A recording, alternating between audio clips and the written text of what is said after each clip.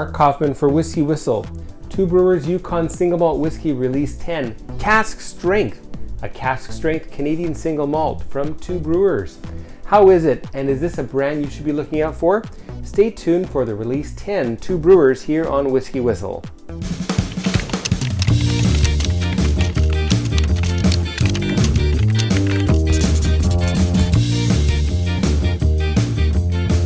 Hey whiskey people, Mark here from WhiskyWhistle, your wise choice in independent whiskey and spirits reviews, bringing you the second part in a two-part little series here on a Canadian single malt from the Yukon known as Two Brewers.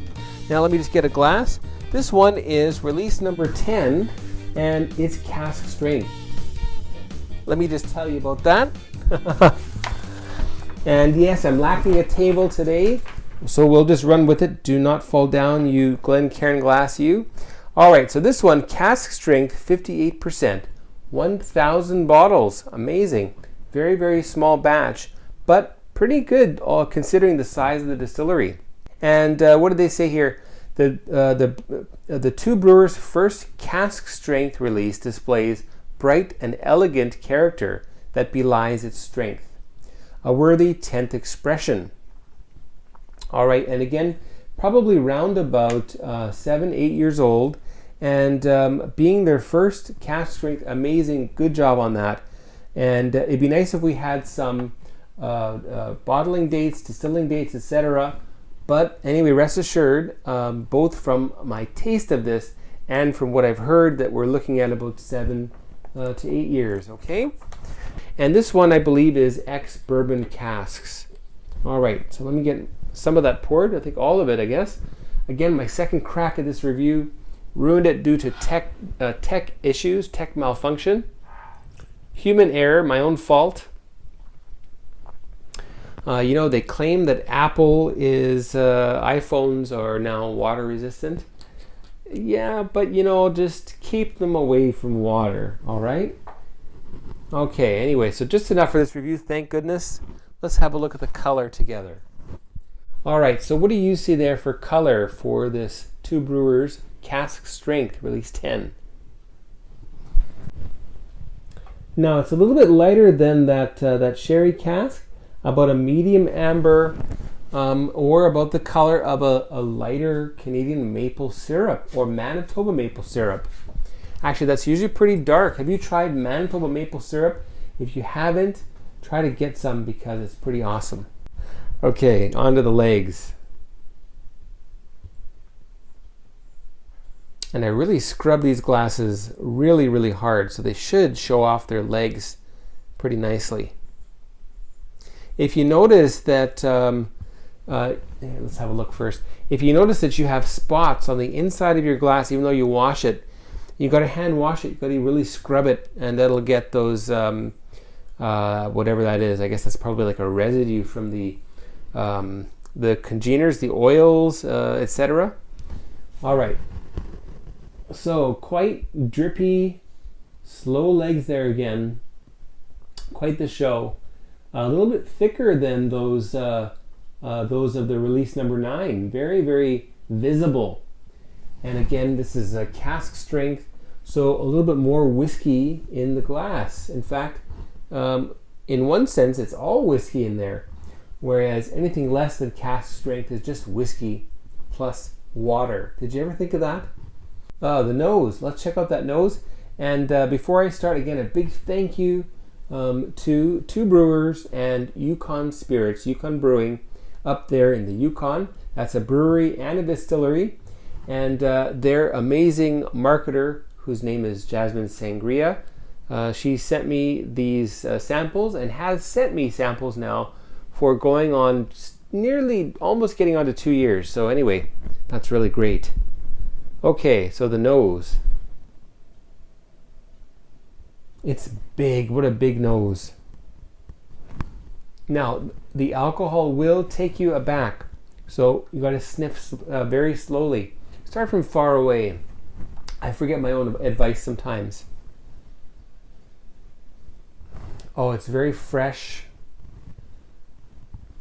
It's like, again, baking spices, but also some fall hay bales, the smell of hay bales, the smell of something like walking through a fresh forest, after a rain.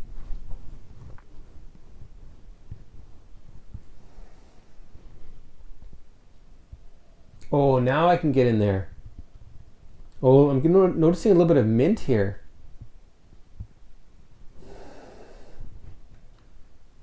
And a little bit of very green tobacco. Again, I think that's that umami coming through.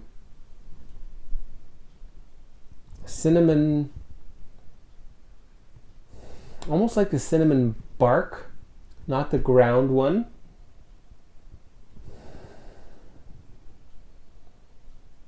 And a bit of apple, a bit of pear.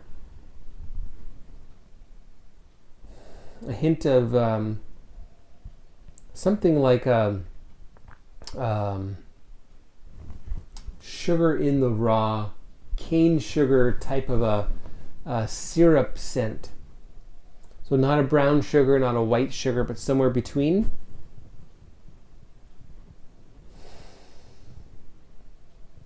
Now this is a very, very luscious nose.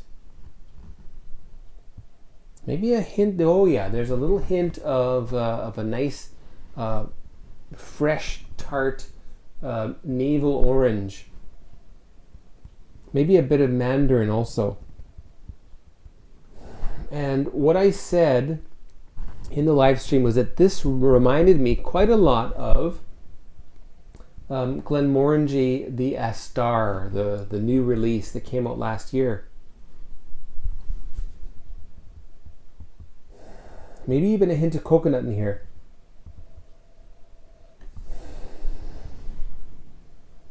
Okay, on to the palate. Cheers, everybody, and especially to Yukon Brewing and Yukon Spirits.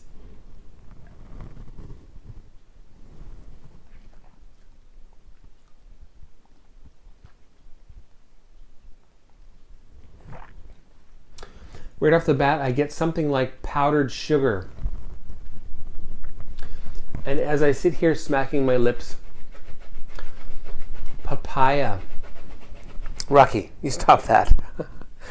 My dog Rocky's sitting right here. You quiet down. Okay? Lay down. Up it up. Maybe he'll stop. Papaya. A bit of something like a muskmelon.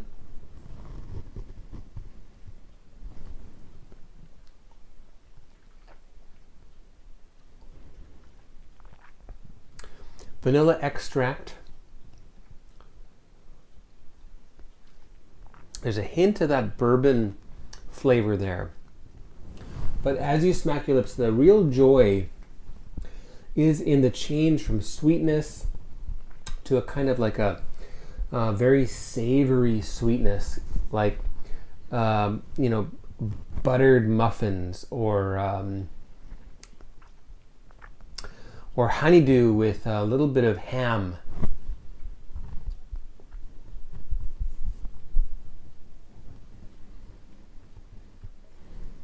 It's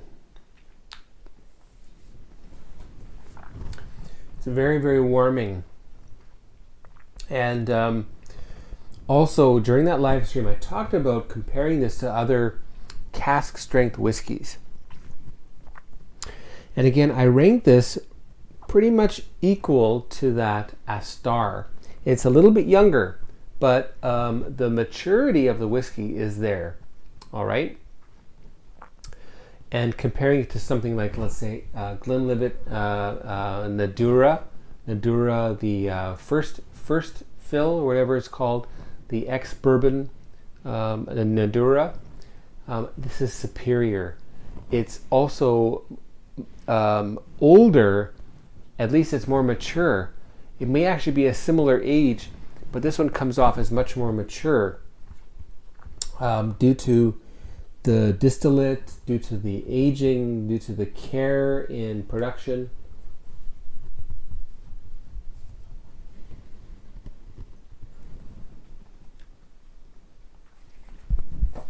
Another thing to think about is it's a small distillery, a small still, in fact. I can't remember the size. I think it's around 2,000 liters or something like that.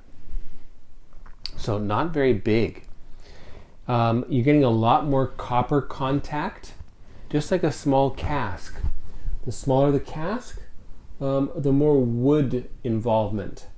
The smaller the still, the more copper involvement.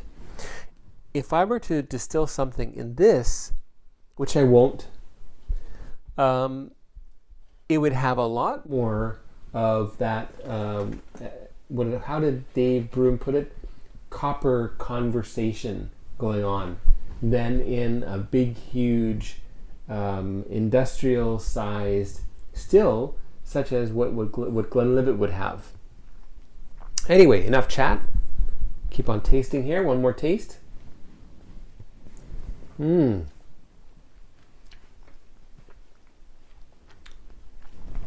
It's mouth coating. It's refreshing. A very, very interesting movement of flavor, and a really, really interesting and very long finish. Predominantly that sweet and savory style of finish. The nose and the palate are a little bit more sweet, spicy. Tropical fruit on the palate. Papaya again coming to mind. And that musk melon and a bit of honeydew. All right, let's add a bit of water to this. Given the amount of whiskey I have, I'm just going to add one of these.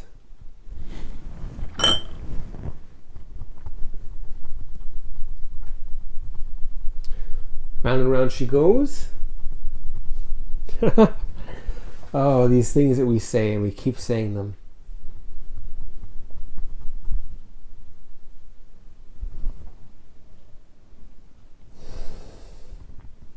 Yeah, my friend Rob over at Whiskey in the Six, he says, what does he say? That I'm not 100% sure, but what does Bart say from Scotch Test Dummies? He says, let's test it!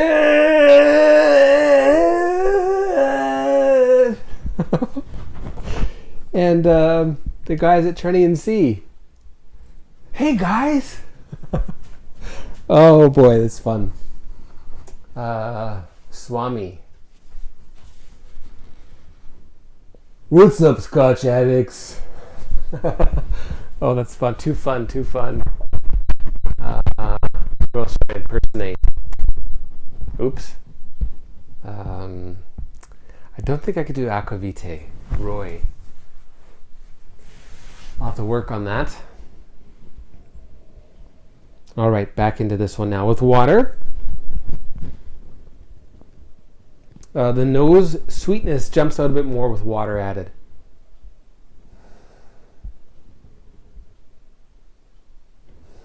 Oh, and someone in the previous regular review was asking why I did this.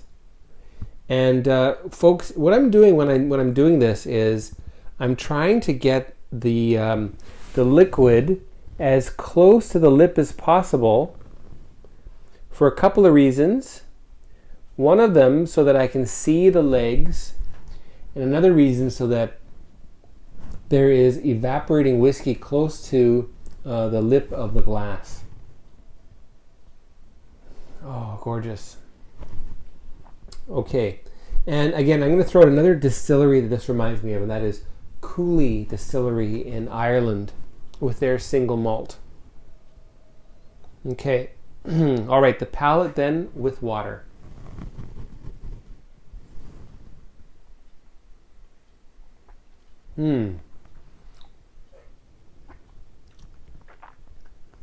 Just buttery smooth, wonderful oily mouthfeel,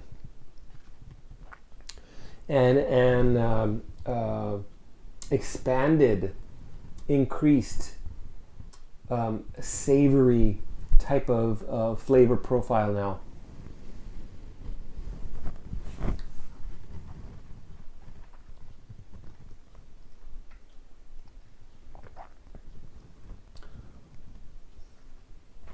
no really change in flavor, just a little bit more of a crescendo towards the savory end. And a little bit of that kind of ethereal feeling I'm getting from this now. What I mean by that is that it kind of goes completely all the way through my respiratory system, my lungs, through the neck, the mouth, the sinus cavities, all the way through.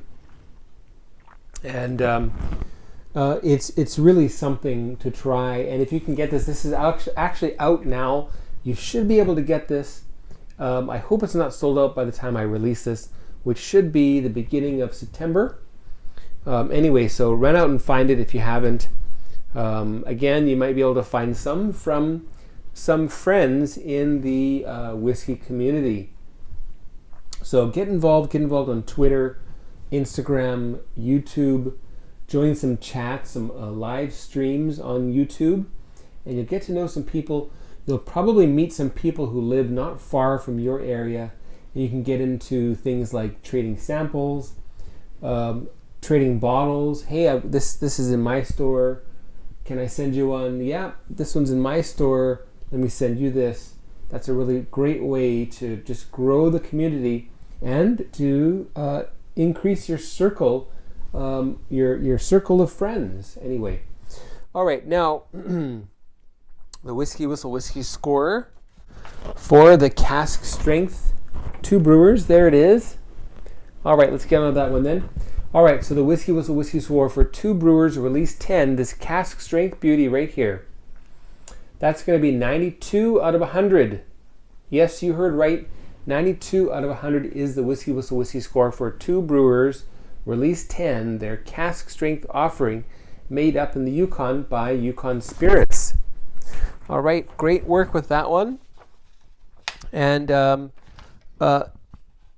they won Micro Distillery of the Year last year at the Canadian Whiskey Awards. I'm pretty sure that this one is going to win Canadian Whiskey of the Year, I'm guessing.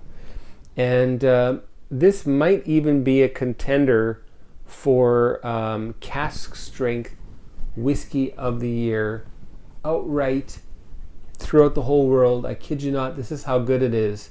All right, anyway, so we'll see how they do.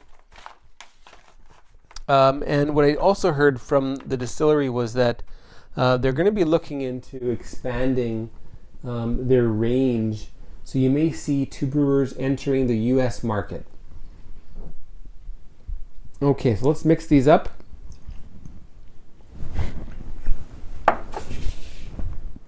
Whoops. All right, so the Cask Strength X Bourbon with the 46% PX Sherry, both diluted, so probably about, again, 40, maybe 43% now. What do we get?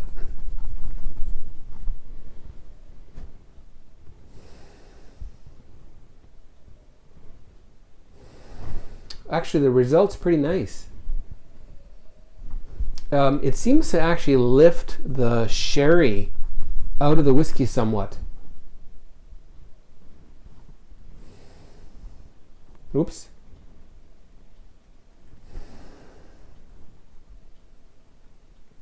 Interesting. Well, that's kind of like a double cask now or whatever, so still dominated by sherry.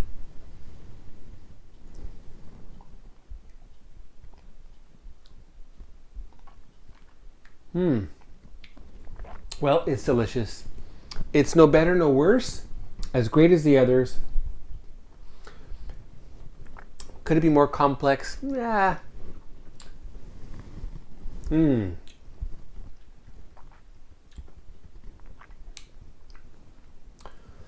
Well, that's too much for down the hatch, but one more sip for me.